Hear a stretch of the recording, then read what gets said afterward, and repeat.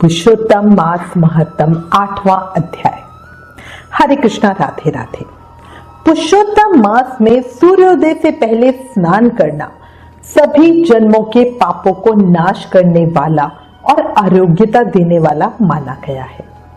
जीवन में प्रभाव बढ़ता है, आंतरिक आनंद मिलता है, इससे बुद्धि शुद्ध भी होती है, इरादे सुंदर होते हैं।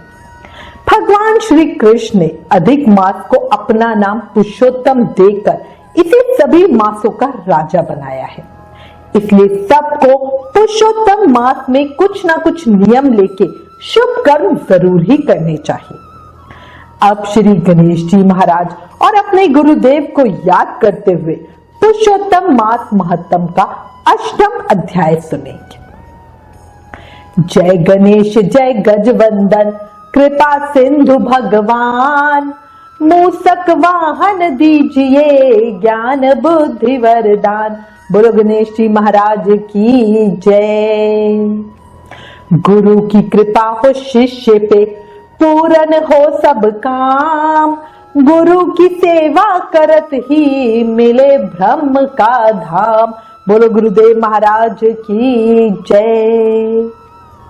कल हमने पुरुषोत्तम मास महत्तम के अध्याय 7 में बहुत सुंदर कथा सुनी, जिसमें श्री कृष्ण ने अधिक मास को अपना नाम पुरुषोत्तम देकर इस मास के स्वामी बने। अब आगे श्री सूत जी महाराज ने कहा, हे महात्माओं, श्री विष्णु जी और श्री कृष्ण का ये संवाद सुनकर नारद जी अत्यंत प्रसन्न हुए, परंतु फिर भी प्रश्न करने लगे। श्री नारद जी ने श्री हरि विष्णु से पुनः प्रश्न किया, हे प्रभु, श्री लक्ष्मीपति के वैकुंठ चले जाने के बाद क्या हुआ, वो सब कृपया करके मुझसे कहिए। इस प्रश्न से भगवान बद्रीनाथ प्रसन्न होकर बोले, हे नारद, श्री लक्ष्मीपति ने पुरुषोत्तम मास को अपने वैकुंठ में ही निवास दे दिया। अधिक मास वैकुंठ में वास पाकर बहुत प्रसन्न हुआ और 12 मासों का राजा होकर श्री विष्णु के साथ रहने लगा। 12 मासों में मल मास को श्रेष्ठ बनाकर श्री विष्णु मन से बहुत संतुष्ट हुए। हे मुने, इसके बाद भक्तों के ऊपर कृपा करने वाले भगवान युधिष्ठिर और द्रौपदी की ओर देखते हुए कृपा करके अर्जुन से श्री कृष्ण बोले, हे राज सिंह, दुख में डूबे होने के कारण तुमने तपोवन में आए पुरुषोत्तम का आदर नहीं किया और वृंदावन की शोभा के नाथ भगवान का प्रिय पात्र पुरुषोत्तम वास आप वनवासियों का आलस्य से व्यतीत हो गया। भीष्म, द्रोणाचार्य, कर्ण के भय से दुखी मन आप सब लोगों ने भय और द्वेष से मुक्त होने के कारण पुरुषोत्तम मास का ध्यान नहीं किया। व्यास देव जी से प्राप्त विद्या के आराधना में तत्पर रणवीर अर्जुन के इंद्रकील पर्वत पर चले जाने पर उसके वियोग से दुखित आप लोगों ने पुरुषोत्तम मास को नहीं जाना। अब यदि आप ये पूछे कि हम क्या करें, तो मैं यही कहूंगा कि भाग्य का सहारा लो। मनुष्य को प्रारब्ध भोग अवश्य भोगना पड़ता है। मनुष्य प्रारंभ ही सुख, दुख, भय और आनंद को प्राप्त होता है, अतः सदा भाग्य पर ही भरोसा रखो।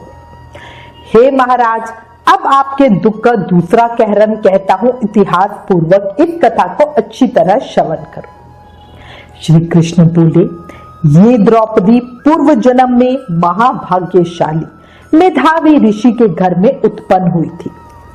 समय व्यतीत होने पर जब 10 वर्ष की हुई, तब क्रम से रूप और लावण्य से युक्त अति सुंदर और आकर्षक नेत्रों वाली हुई। चातुर्य गुण से युक्त ये अपने पिता की एकमात्र इकलौती कन्या थी, अतः चतुरा, गुणवती, सुंदरी और ये पिता की बड़ी लाडली थी। मेधावी ऋषि ने सदा लड़के की तरह इसे माना, कभी भी अनादर नहीं किया। यह भी साहित्य शास्त्र में पंडिता और नीति शास्त्र में भी प्रवीण थी। इसकी माता इसकी छोटी अवस्था में ही मर गई थी। पिता ने ही प्रसन्नता पूर्वक पाला पोसा था। पास में रहने वाली अपनी सखी के पुत्र पौत्र आदि सुख को देखकर इसको भी इच्छा हुई और तब ये सोचने लगी कि हमें भी ये सुख कैसे प्राप्त होगा। गुण और भाग्य का निधि, सुख देने वाला पति और सत्पुत्र कैसे होगा। इस प्रकार अपना मनोरथ विचारती हुई ये सोचने लगी कि पहले मेरा विवाह उपस्थित था, परंतु भाग्य ने बिगाड़ दिया। अब क्या करने से अथवा क्या जानने से या किस देवता की उपासना करने से या किस मुनि की शरण में जाने से अथवा किस तीर्थ का आश्रय लेने से मेरी मन की कामना पूर्ण होगी।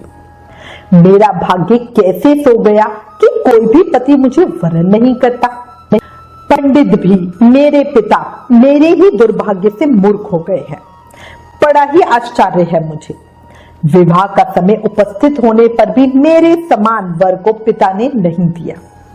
मैं अपनी सहेलियों के बीच में प्रमुख हूँ, परंतु कुमारी होने के कारण पति दुख से पीड़ित हूँ। जैसे मेरी सखियां पति सुख को भोगने वाली हैं, वैसी मैं नहीं हूँ।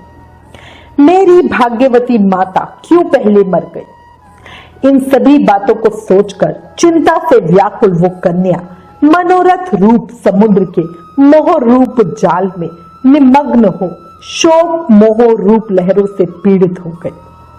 इसके पिता मेधावी ऋषि भी कन्यादान के लिए कन्या के समान वर ढूंढने के लिए देश विदेश भ्रमण करने के लिए निकले, पर कन्या के अनुरूप वर ना मिलने से अपने मनोरथ में निराश हुए।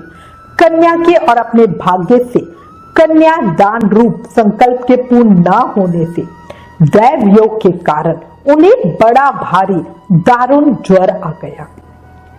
उनके सब अंग ऐसे फूटने लगे जैसे समस्त अंग टूट टूट कर अलग हो जाएंगे और ज्वर की ज्वाला से व्याकुल हुए वेग से सांस लेते और छोड़ते हुए मूर्छा से जैसे मदिरा पान से उन्मत्त की तरह पैर लड़खड़ाते गिरते पड़ते किसी तरह घर में आए और आते ही पृथ्वी पर गिर पड़े।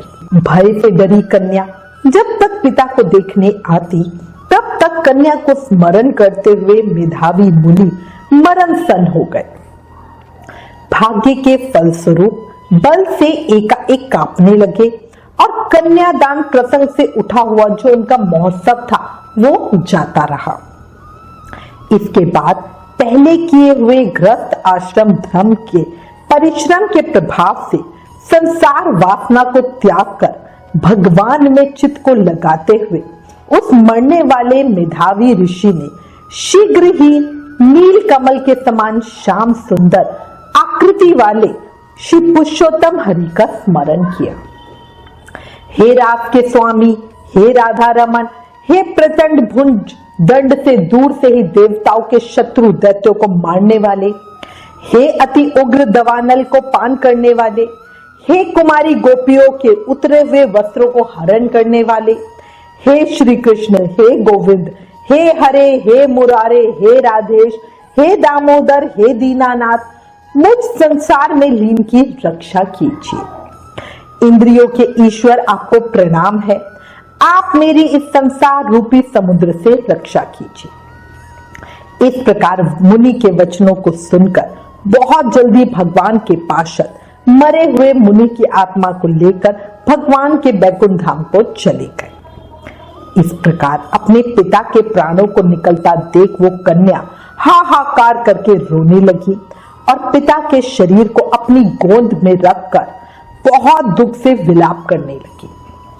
अत्यंत दुखी होकर दारुण विलाप करती हुई मानो उसका पिता जीवित हो, ऐसा सोचकर अत्यंत व्याकुल होकर कहने लगी, हे पिता, हे कृपा सिंधु, हे अपनी कन्या को सुख देने वाले, मुझे आज किसके पास छोड़कर आप बैकुंठ सिधारे हैं। हे तात, पितृहीन मेरी कौन रक्षा करेगा। आज मेरे भाई बंधु माता आदि कोई भी नहीं है। हे तात, मेरे भोजन वस्त्र की चिंता कौन करेगा। कैसे मैं रहूंगी इस शून्य वेद ध्वनि रहित निर्जन वन की तरह आपके घर में। हे मुनि श्रेष्ठ, अब मैं मर जाऊंगी, ऐसे जीने में क्या रखा है। हे कन्या में प्रेम रखने वाले पिता, हे तात, विवाह विधि बिना किए बिना ही आप कहां चले गए? हे तपोनिधे, अब आप यहाँ आइए और अमृत के समान मधुर भाषण कीजिए। क्यों आप चुप हो गए हैं? हे तात, बहुत देर से आप सोए हुए हैं, अब जागिए, अब जागिए। ऐसा कहकर आंसू बहाती हुई घड़ी घड़ी वो कन्या विलाप करने लगी और पिता के मरने से दुखित हुई चील पक्षी की तरह मुक्त कंठ से रोने लगी। उस लड़की का रोना सुनकर उस वन में रहने वाले ब्राह्मण आपस में कहने लगे कि इस तपोवन में अत्यंत करुण शब्द से कौन रो रहा है। ऐसा कहकर सब तपस्वी चुप होकर वो मेधावी ऋषि की कन्या का शब्द है ऐसा सोचकर घबराए हुए हाहाकार करते हुए मेधावी ऋषि के घर में आए और वहां आकर सबने कन्या के गोद में मरे हुए मेधावी ऋषि को देखा और देखकर उस वन के रहने वाले सब मुनि भी रोने लगे और कन्या की गोद से शव को लेकर शिव मंदिर के पास शमशान पर गए। वहां काष्ठ की चिता लगाकर विधि से अंत्योष्टि कर्म कर उसका दाह संस्कार किया। दाह संस्कार के बाद कन्या को समझाकर सब ऋषि अपने अपने आश्रम गए। इधर कन्या भी धैर्य धारण कर यथाशक्ति संस्कार क्रिया के लिए धन खर्च करती रही।